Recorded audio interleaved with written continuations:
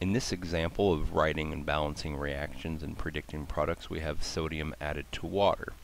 So you may want to go back and review for a moment. We're not told a whole lot right here. So we are actually told the main thing you want to know is that sodium is added to water, since that's what it said.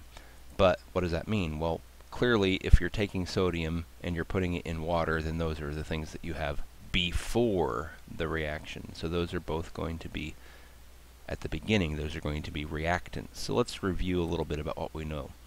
If you have two elements making a compound, that's a synthesis. Element and a compound making a compound. An element is a single replacement, yada yada yada. So let's look and see what we have here. Go back. Sodium is an element. Water is a compound. Let's go back and look for it on our list. Element and compound. Element and compound makes compound and element. If you look around, none of the other things really fit. So it must be this type, element and compound make compound and element, single replacement. So let's go back and let's write this as a single replacement reaction. So we're going to start with sodium. What is the symbol for sodium? Well, it's Na. Is it a Hofbrinkel? Always ask yourself that.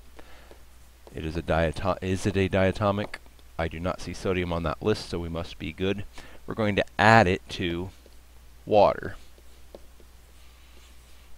But I'm going to caution you, in a single replacement reaction, which we've already determined this is, it's very hazardous to write H2O.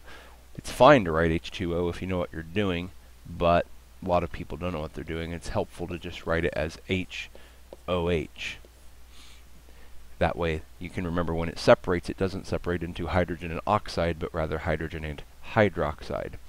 And that's going to form products. Well, what are the products going to be? Well, sodium, if it's a single replacement, sodium has to leave with one of those two things. Which is it going to be? Well, sodium, when it forms an ion, is plus.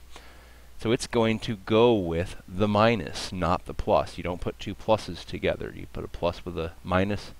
And so hydrogen, when it forms an ion, is plus. Hydroxide is minus. So sodium must go with the minus, the hydroxide. So sodium goes with hydroxide. But now before we go any further, we've got to write that formula correctly.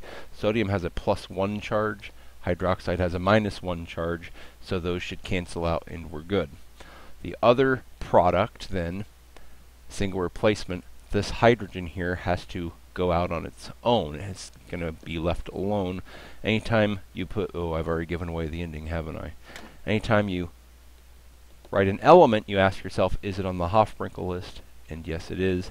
So now we've got to balance it, which I'm going to leave to you. You're big kids now. You guys can figure out how to balance things.